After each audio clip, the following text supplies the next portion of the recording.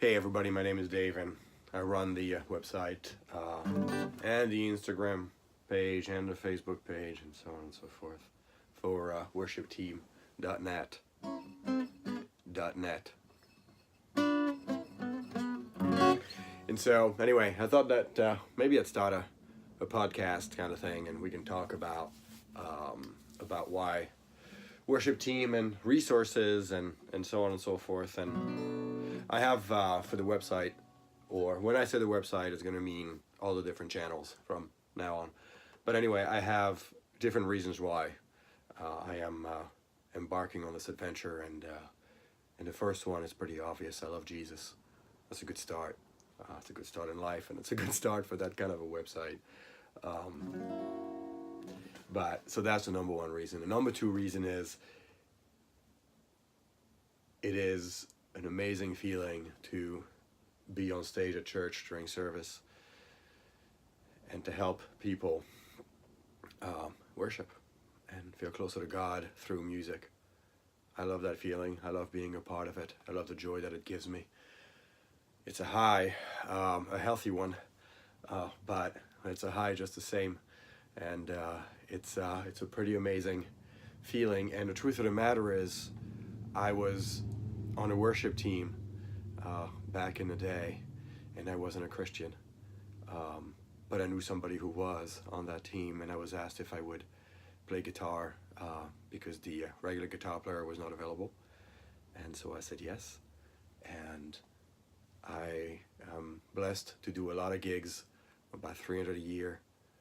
250 to 300, it depends on the year, as of late, in the secular world. And so I have a significant amount of stage time, and I am never nervous before a gig. But I'll tell you what, every time I take the stage at church, I'm petrified. And that's interesting. It's the same gear, it's the same guitars, it's the same fingers, same chord shapes, it's the same everything. But it's a different gig altogether. I've been saying this for years, but it's true. If I'm in a bar somewhere and I'm playing, a gig, my job, to paraphrase George Carlin, is dig me. Because the more you like me, the more fun I'm having, obviously, but also the more you're going to stick around, maybe order another round, and call your friends, tell them to come see me as well. And then they come and they order another round, and then the venue that hired me is pumped, and they're going to hire me again because I brought people in and they were not shy about giving them money. That's how it works. Dig me. But if I'm on stage at church, yeah, it's the same guitars, the same fingers, it's the same chords, it's the same strumming patterns, it's the same everything. But now it's dig him. Don't dig me. Dig him. I should be transparent. I should be an accelerator to your ability to worship. That's my job. Don't look at me. Don't think of me as, oh, there's that kid who plays songs. No. A good friend of mine, he's also a worship leader for that matter, and or a worship pastor, I think he defines himself as, but just had a conversation with him the other day, and he said to me, there's only one reason you should go to church, and that's to worship God. And it really hit me in my heart when he said that, because I think that over the years I went to church for a lot of different reasons, and I don't think I ever thought to myself, I'm literally here for one reason, and that is to worship God. The rest will take care of itself. I think I always thought of it as, well, I go there to listen to a message, or I go there to be challenged. I go there to grow in my faith. I go there to be around people. I go there to meet new people. No, I'm there to worship God.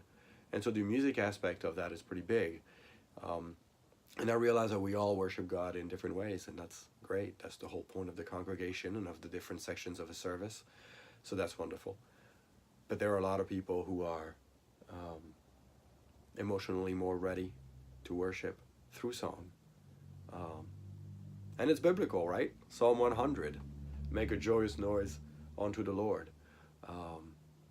So let's make a joyous noise. I was raised in the Catholic Church, and where the music was not as enthralling, with all due respect, as what I hear nowadays in here in the United States at the churches that I've been lucky enough to attend, and with what some would call as a full rock band. But I think that people are moved and in a good way, and they're inspired to worship and to feel closer to God. So whatever we can do to help that. And that's why I'm so anxious before service, because I don't want to be that guitar player who hit a clam in the middle of a song and everybody was flying really high, and then, oh, bummer. What did you have to do that for? We're all back to earth. So you don't want to, you want people to be mindful of the moment and to be really having this true experience in their relationship with Jesus. And you don't want to be the guy that brings them back to life, to earth, to the realization that, well, I'm that guitar player who couldn't hit that chord properly. That's terrible. And that's why I'm anxious. I don't want to have a negative impact on their ability to worship. Sing, sing, sing, make music with the heavens, right? How's that go again? Sing, sing, sing, and make music with the heavens. We will sing, sing, sing. Grateful that you hear us when we shout your praise. Lift high the name of Jesus.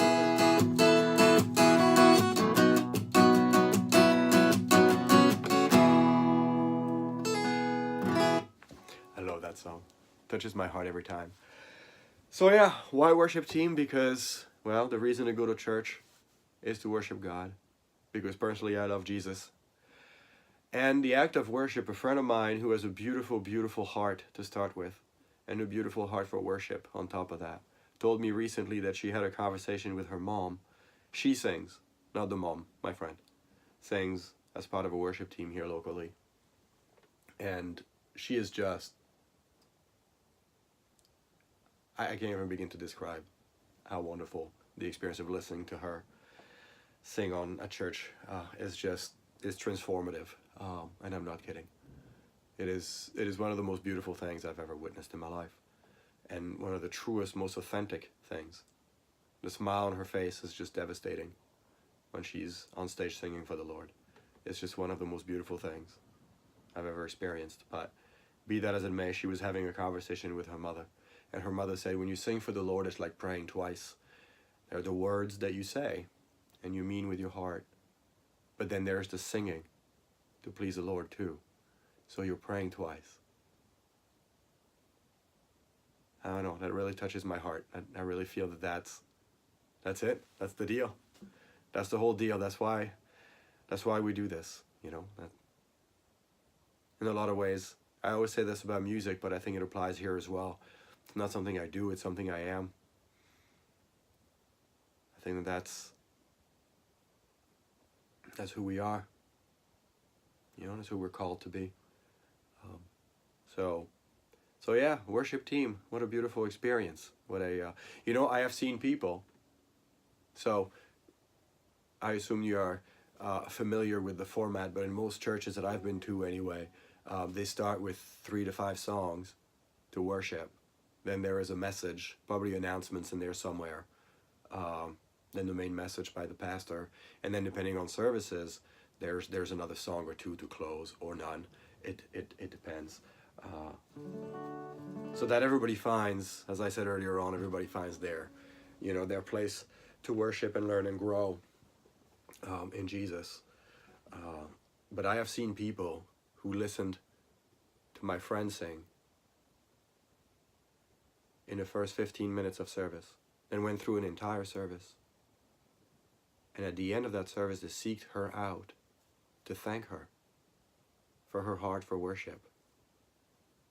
That she really helped them in that moment through how authentic she is. She helped them get to a higher level of worship for themselves as their personal practice and their personal relationship with God. I'm sorry I'm getting emotional thinking about witnessing that, but what a gift. What a beautiful gift she has, and what a beautiful heart for worship she has, that she shares that gift every weekend that she can, which is pretty much every weekend.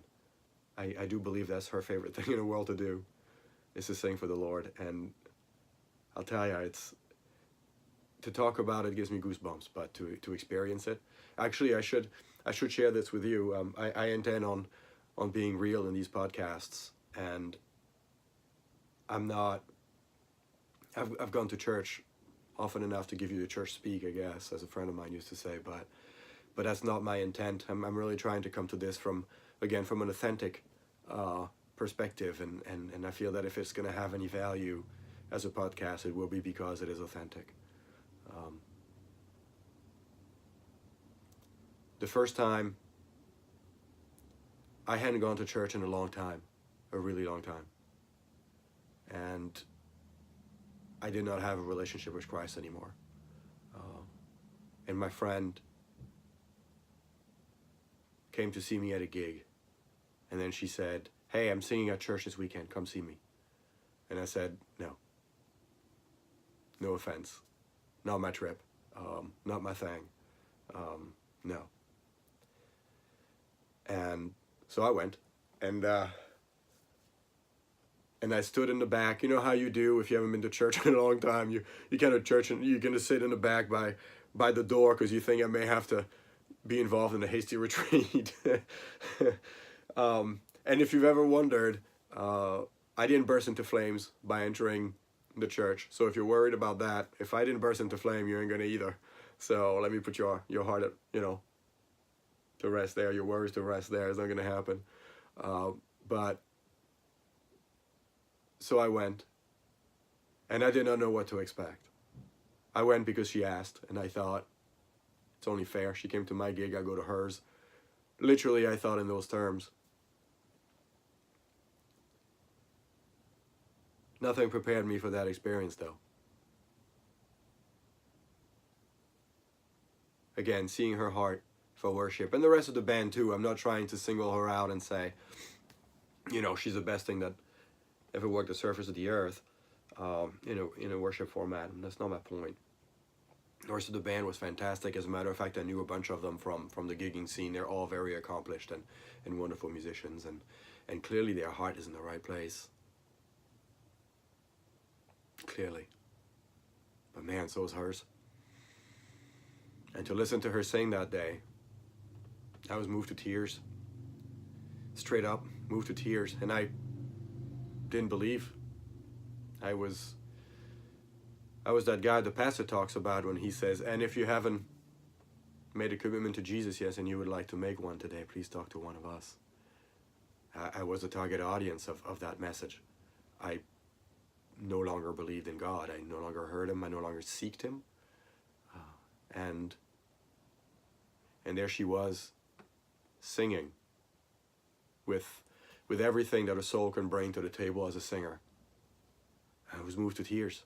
I just couldn't believe what I was listening to, and I couldn't deny the impact it was having on me, and I started asking myself a lot of questions. And then seeing the people seek her out after service to thank her was just, I had no idea that happened. And I'm not going to pretend I had this moment right there where I decided to give my life to Christ. Because of that, it didn't happen. But I was moved, and it got me thinking that there is something out there that I'm not fully comprehending, and I shouldn't necessarily be pushing it away by default the way I had been. Well, I said I would get real. Let's get real. When she came to see me in my gig, I took a break, and we started talking, and she said to me, "Jesus loves you." And I got very upset. And I said, if you knew anything about my life and what I went through as a person growing up, you would never have the gall to tell me that. That is, I was really upset. It was very offensive to me to be told that, because I felt it was a negation of my personal experience, my life, the pain I went through. And I was thinking, if there is a God like the one I was told about in the Bible when I was a kid, and there's a God like the one you're talking to me about right now, then he's not letting me walk through the experiences I walk through. Not if he loves me. So to tell me that he loves me the way you are right now is negating all that pain that I went through. I'm not saying I was right. I'm saying that's how I felt in that moment. So I was really not inclined to listen to any more of what she had to say on the matter. Neither that day, nor that Sunday when I went to listen to her.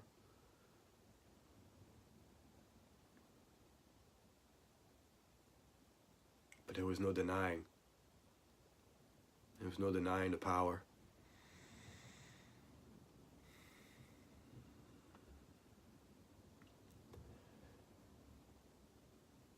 The power with which she sang was far beyond anything I'd ever experienced in person. And I didn't know what that was. I wasn't ready to listen. I wasn't ready to come to any conclusion. I wasn't ready to open my heart or even open my ears. But it was so beautiful, so powerful, so impactful, that I stayed for the beginning of the next service to listen to her sing again. And again, I watched her transform on that stage and just radiate. Radiate love for the Lord. Radiate love for that moment when she got to sing to him and lead this congregation. Man.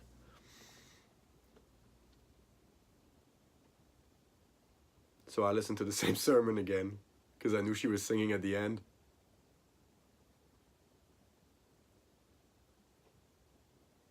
And then I stayed for the third service to listen to her sing again.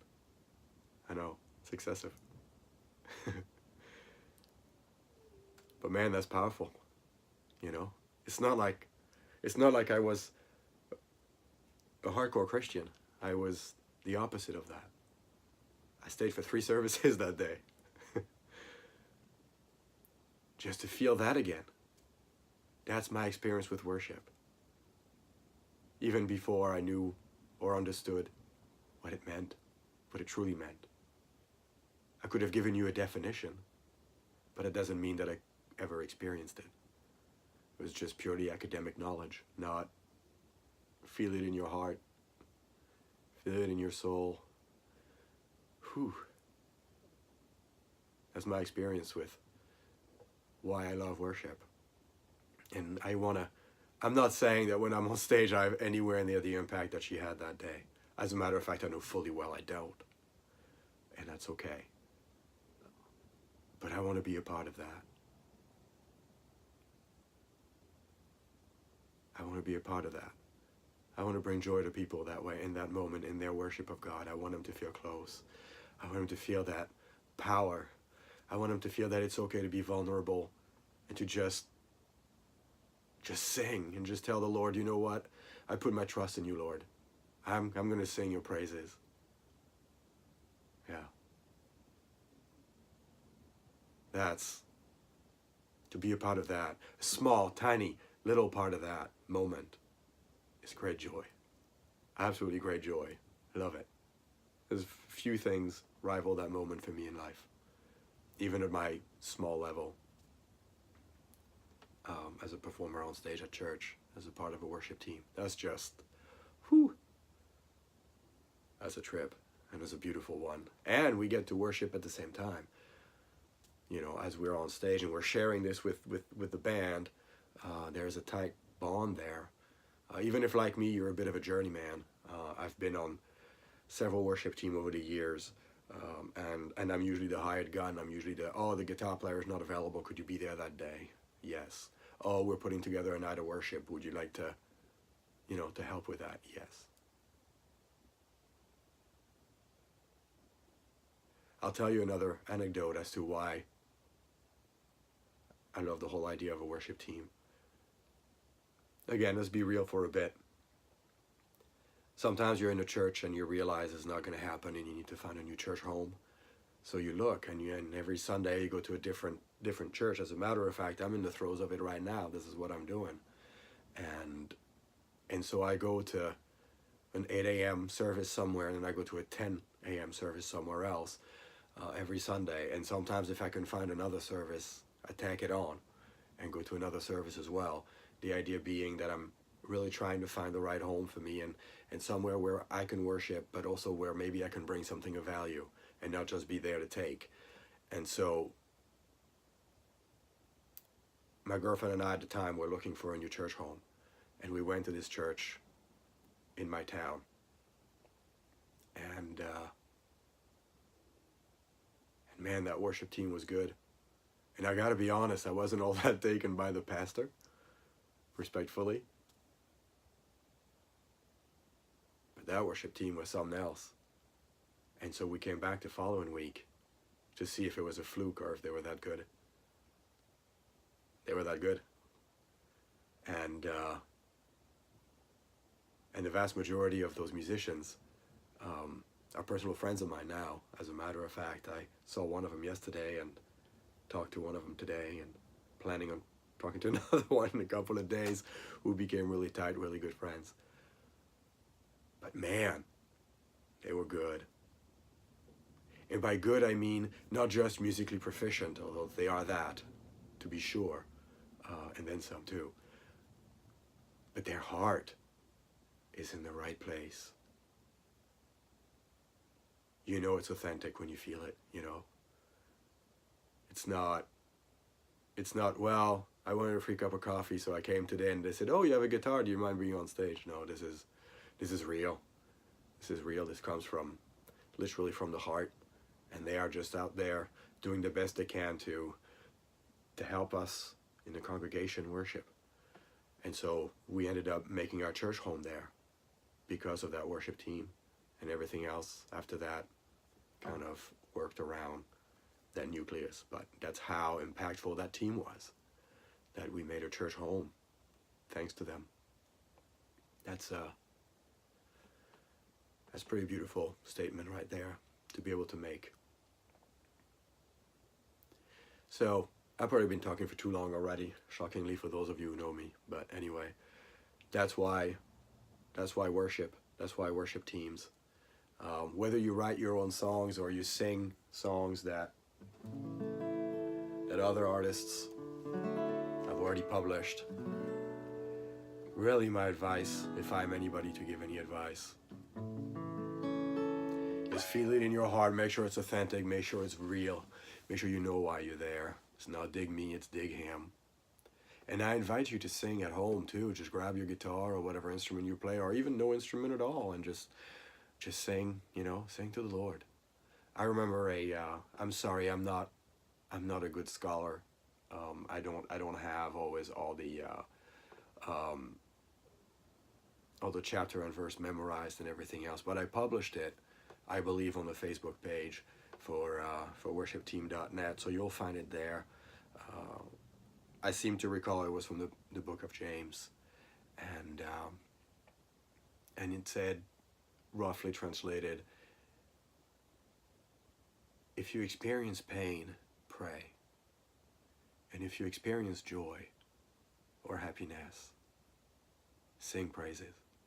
So I'm going to leave you with that thought. I hope that you sing praises, and I hope that it makes you feel great. As a friend of mine told me recently, God hears you when you sing to him. Thank you so much, and I'll be taping a second episode soon. If you have any questions, please let me know. I'd love to answer them, whatever they are. I'm also planning on creating free lessons, free guitar lessons, chord by chord, on how to play famous praise songs. So if there are songs you would like for me to cover, please let me know, and I will be making videos very soon. Thank you so very much for watching this far. Take good care. God bless you.